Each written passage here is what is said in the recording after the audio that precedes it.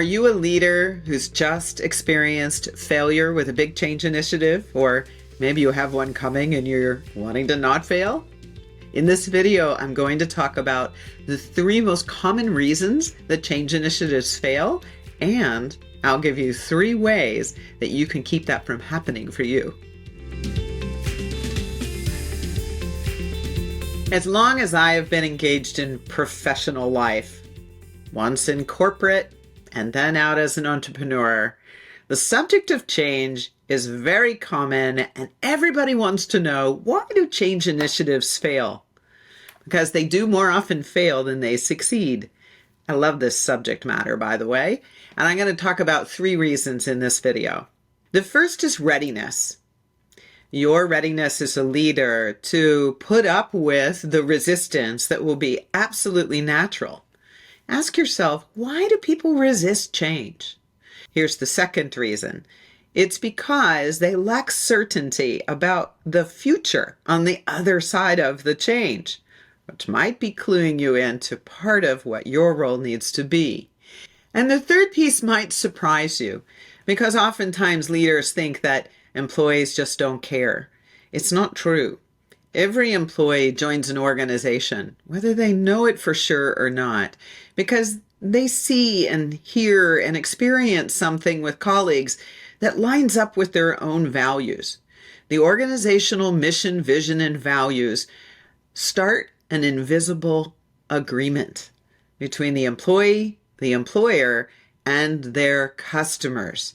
And if you haven't explained how this change that you're wanting everyone to get on board with sustains integrity with the customer promise, you're going to create a resistance movement that will thwart every opportunity you give to give them the reasons why it's a good idea.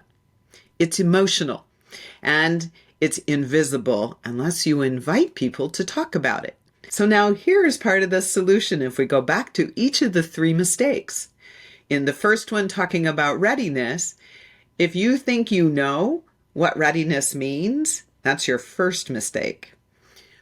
You want to spend some time constructing awareness, inviting people to say, what is their experience in the context that the change is going to be introduced? Maybe it's a customer group, maybe it's a particular product, maybe it's introducing a new technology, maybe it's a new ad campaign.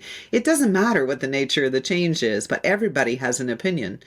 You are well served to do some data collection to find out, how are people currently experiencing what the thing is and the impact you're expecting it to have in the organization. You will always be surprised by what you hear, and the best part is you're going to find out where your change will go awry because people are attached to the way things are. It will give you the clue on what to do next, which is how to create certainty into the future. You know exactly what they're attached to. It could be a preference, it might be an assumption, it could be a bias. It doesn't matter. It is whatever it is. If you construct your change initiative to be sure that you are addressing those things that are causing the uncertainty, which puts people into paralysis, now your awareness campaign is creating readiness.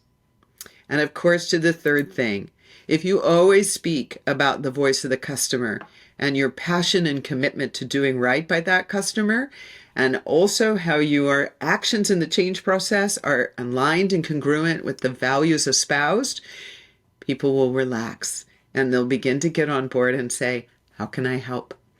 That's the moment when you know you're ready to launch your change initiative. If you do it before then, you're going to be fighting that resistance movement, and that's exhausting. Follow the link down below and download a really useful tool that we call the Generative Vehicle for change. It's a reflection technique, 3 steps, particularly if you're someone who already has a failed initiative. Step 1 is helping you to understand where you might have gone awry. Step 2 helps you think more clearly about how to build your coalition and collaborators for your change process. And step 3 helps you construct how you're going to approach the change and not make the same mistakes we just talked about.